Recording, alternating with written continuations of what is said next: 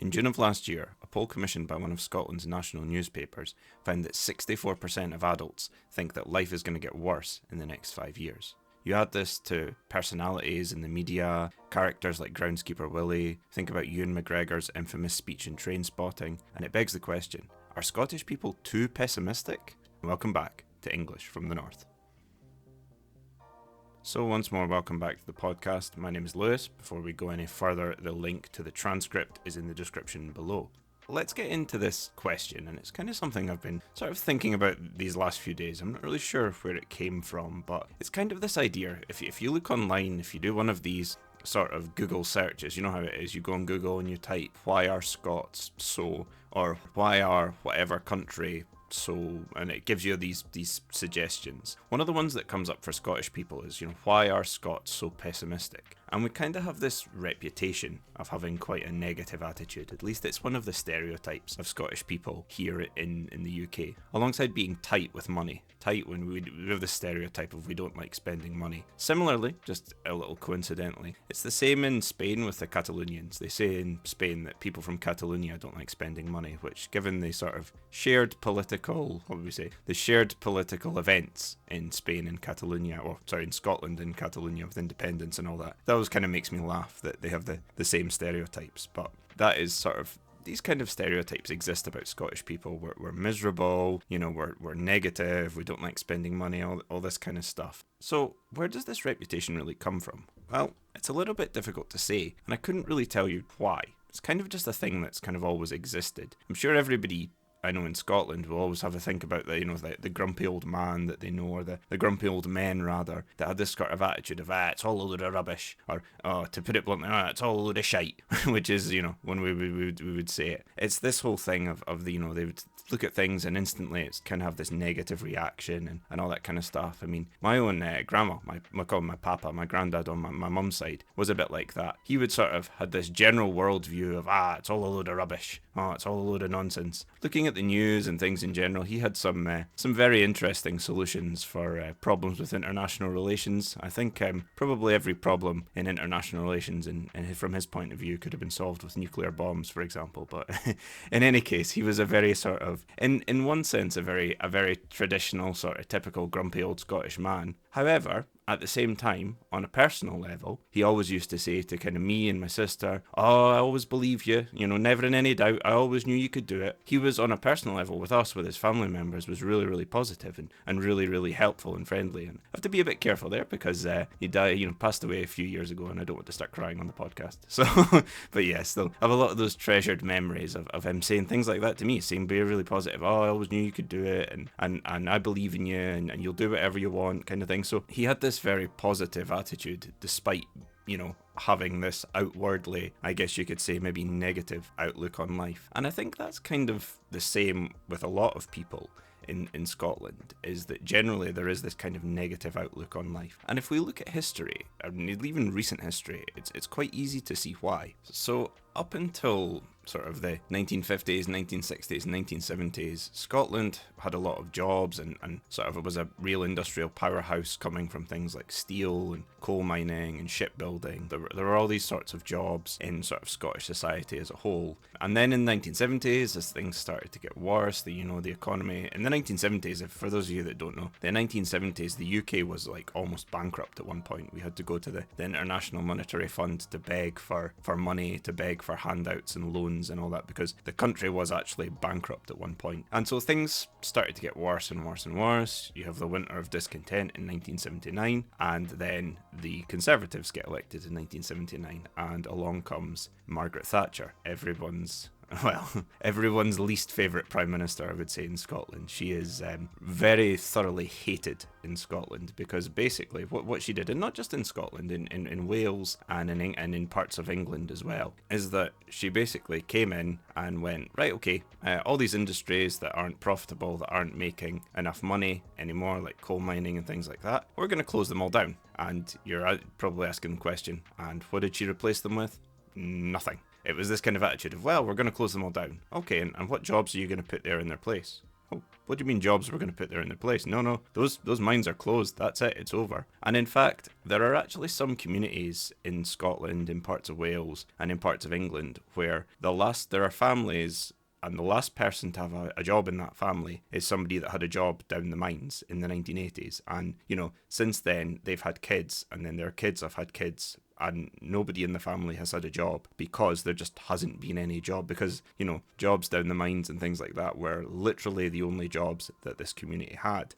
So we have this kind of atmosphere in the 1980s. It was, really hard. You've got all this kind of gloomy economic outlook, all these job losses, and it made life quite difficult for lots of communities in Scotland, and indeed in other parts of the UK, So you couple that with this sort of gloomy economic situation with the fact that the weather here just tends to be a bit cold and dark and rainy, and it generally doesn't build this sort of country where you can have a real kind of positive attitude. And in fact, in Scots, there's quite a good word that we use. It's dour, to mean sort of this negative, gloomy, grey. We can talk about a day being like a dour day when it's like grey and rainy and miserable. And we can use that word dour to describe people as well. So I talked about sort of the stereotype, and in fact that's how some people would describe Scottish people as being they're dour and miserable and things like that. You might hear the word pronounced dour normally by people from England. Is it spelt like sour? Well, Sour, Dour, it's how it's spelt, dour, but we would pronounce it dour.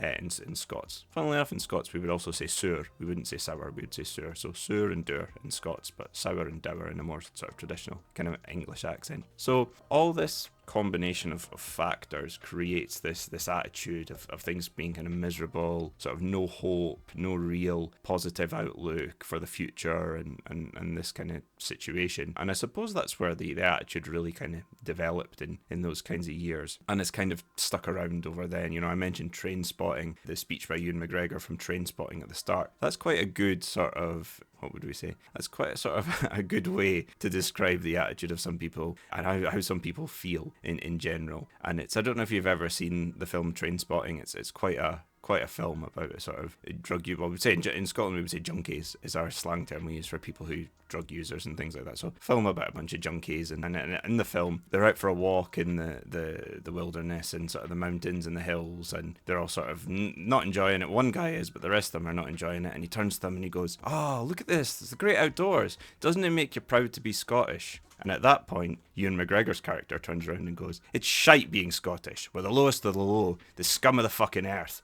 the most wretched, miserable, servile, pathetic trash that was shat into civilization. Some people hate the English. I don't. They're just wankers. We, on the other hand, are colonised by wankers. Can't even find a decent culture to be colonised by. We're ruled by effete arseholes. It's a shite state of affairs, Tommy, and all the fresh air in the world won't make any fucking difference." So there we go. Not a very positive outlook. I have to say though, the one thing that really strikes me from that whole speech, the whole "it's shite being Scottish" speech, is the fact that he uses the word effete. It's not really, it says, "we're ruled by effete arseholes." To tell you the truth, when I first heard it, I had to actually Google what the word effete meant, because I had no idea. It's maybe not the kind of language you would expect your typical junkie to be using, but there we are. But anyway, it's quite a funny scene to watch. Usually, amongst my friends and that, whenever anyone says, proud to be Scottish or things like that, usually, and it happens in general as well, it might happen, sometimes if someone says something about being proud being Scottish, there'll always be at least one person who'll go, "Oh, it's shite being Scottish." It's quite a cathartic moment to watch. But, generally it's sort of a good way that kind of that's the word I was looking for earlier, encapsulates how a lot of people feel about sort of life in general, and I guess society in general, and this sort of all these kinds of situations. And I suppose that kind of would describe sort of how the situation is, and at least this kind of how I see it, is that there's a lot of people that were, like my papa, would have a very sort of negative outlook on life in general, where, "Oh, well, this sucks, this is terrible, the weather's shit, I hate this is awful," all these kinds of feelings and thoughts and all that. But then when it comes to their family and friends and other people, it's always like, "Oh, well, no, on you go, do that, I'm so happy for you, that's great." And it's kind of almost like this dual sort of personality. You do also get some people who are just miserable, to be honest. You do get people who are just generally, a bit more sort of pessimistic people in general. But do I think that there are any more people here in Scotland compared to in other countries? No. Are there other countries that are more optimistic? Oh yeah, without a doubt, definitely. There are countries that are more optimistic. Are there countries that are more pessimistic on the other hand? For sure. Definitely. I have to say though, one thing that I've really noticed and kind of been reflecting and thinking about is, even in the last sort of 10 or 15 years, I find that the people that I've surrounded myself with and sort of friends and things like that, is that our attitudes have been changing. I think about the group of friends that I had in high school and compare them to the group of friends that I have now. And, within 10 years, completely different groups of friends. And I have to say that the outlook that my friends and I have now is incredibly positive, like amongst our group, within the group, compared to the outlook that my friends and I had 10 years ago. And the attitudes in general and the way that we sort of speak and act to each other is a lot more positive than the way my sort of the friends that I had 10 years ago spoke. And, it's things like, for example, if one of our friends is, going for a job interview or whatever, it's awesome, go on, you go, man, that's great, you're going to smash it. Oh, I did this today, oh, that's fantastic, oh yeah, been at the gym and all that kind of stuff, like, awesome, yeah, great, keep going, that kind of thing. These kinds of like positive encouragements. And that's something I would say that looking at social media and looking at people's attitudes has definitely changed with the advent of social media and with these influences that I would say kind of come from the US. Because with social media, we see a lot more influences coming from, because obviously, the US is the much bigger country compared to the UK, definitely compared to Scotland. Remember, there are only sort of 5 million people in Scotland. We are quite a small country. And it's this sort of American positive, oh, this is awesome, you're awesome, can-do attitude kind of thing that in the past I have heard referred to as, and this is 100% true, I've heard referred to as by Scottish people as, oh, this rah-rah American bullshit. And it's like this idea that this American attitude of, no, yeah, you're awesome, you can totally do this, you can do whatever you put your mind to, is sort of nonsense. It's bad to be that outwardly outwardly, that's the word I'm looking for. It's bad to be this outwardly positive, and it's almost like it's a negative thing. I think in Scotland, and definitely in Scotland, but in the UK in general, we're not really outwardly very positive people. We don't tend to show our emotions as openly. It's kind of this sort of stiff upper lip sort of stereotype of, you can't show your emotions, you need to be serious and all that sort of thing. So this sort of more American, being more expressive about your emotions is seen as a bad thing. And to tell you the truth, it's really not. I mean, obviously, it's good to be open, with your emotions. It's good to have this sort of stream of positivity. And I'll be honest, I was quite skeptic about it in the start. I mean, when you're raised with this sort of attitude of, oh, those Americans, how ridiculous are they saying all this kind of stuff? You kind of obviously, you sort of feel like, oh yeah, everybody I've been raised with is right. It is silly. It is stupid. But I mean, to give an example, I've started doing a program for exercising, doing DDP yoga, which is made by DDP is a guy, Diamond Dallas Page. He was a wrestler. If you think like professional wrestlers like The Rock and Stone Cold Steve Austin, The Undertaker, all those kind of personalities with WWE and Vince McMahon and all that. He was around with them. He wrestled at the same time as The Rock and all the sort of personalities that, even if you're not that familiar with wrestling, the people that, even as a non-fan, you're potentially going to know or probably going to know, he wrestled at the same time as them. And he's created this program, which is this mixture of sort of yoga with calisthenics, and it's really effective. I find it really, really good. I'm in a great shape. I'm in some of the best shape of my life. And one of the features of the videos, the plural, the workouts, is that he's all constantly like, yeah, you can do it. If you say you can do it, or if you say you can't do it, you're right. But just keep at it, adapt it, change it, do what works for you, because you will do it. And if you keep working at it, you're going to keep doing it. And I believe in you, and you need to believe in yourself. This constant stream of this, like I said earlier, rah-rah American bullshit, as some people would say. And the truth is that, see, listening to that over weeks and months doing these exercises, you start to believe it. and I can genuinely say that I really felt my mindset change. And I was already, before I've only started doing this sort of 6-7 months ago. I already was a more sort of positive person, or try to be a more positive person, try to have a more positive outlook. It was something that really changed when I started becoming a teacher, actually. Seeing people and teaching people English was something that really helped me to change my attitude and become even more positive. When you're encouraging people, you want to tell people that, because you never want to go into a class and be like, oh, you're wrong, idiot, that's stupid.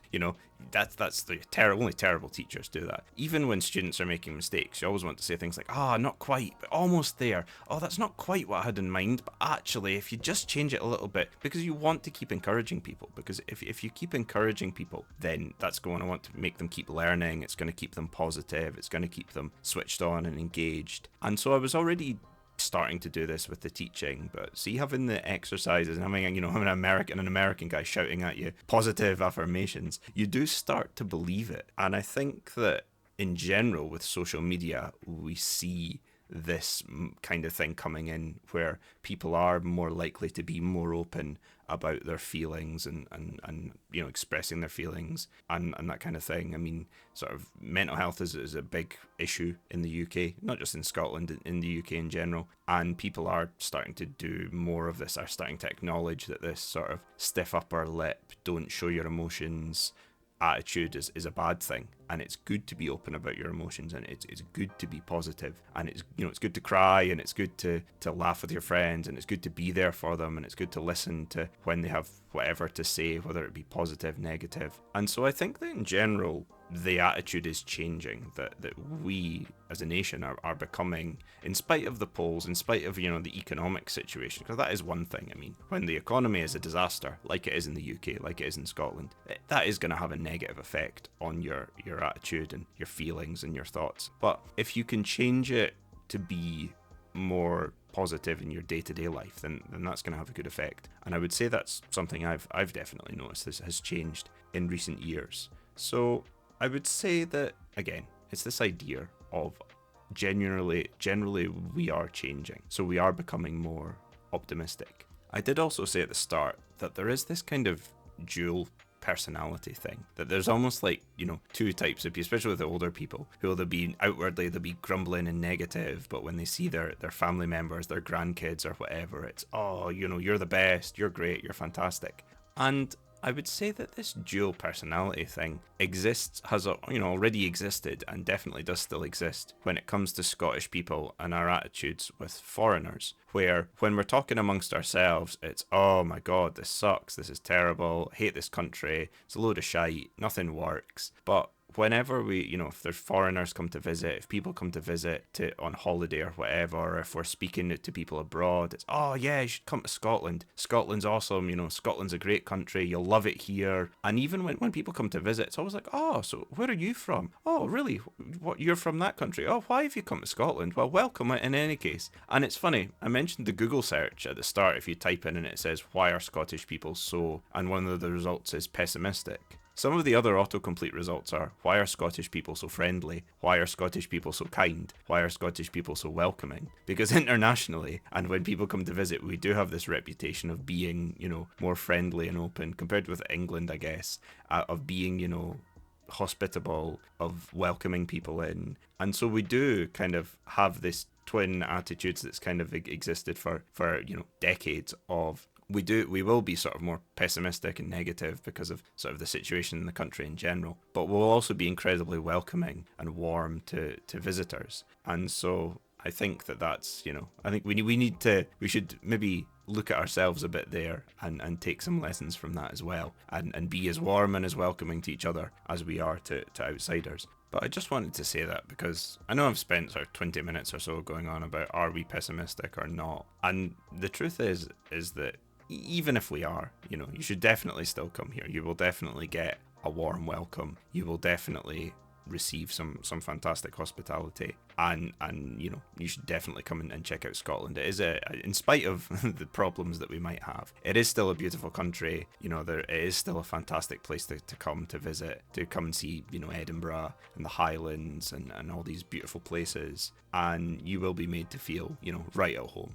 And you know, maybe you'll be able to listen. You might hear people grumbling about things, and you know, just remember that we're not all as pessimistic as we might seem. So I think that about wraps it up for today. I hope you've enjoyed this episode, a bit more of a sort of look at Scottish sort of perspectives and things like that. I think this is going to be the beginning of a look more at some more specific Scottish things. I think I'm going to start in the next episode, probably start my look at the little tour around all of sort of Scottish cities. I'm going to, in the next few episodes, try and bring in some more Scottish cultural things as well, because after all, this is what the podcast is about. It is about English from Scotland after all. So thank you all for listening. The link to the transcript is in the description below. There's also the link to the Ko-Fi if you want to send some spare change my way. And I think that just about wraps it up. I think so for now. Well, anyway, I hope you all have a wonderful day, and I will see you in the next episode. Bye-bye.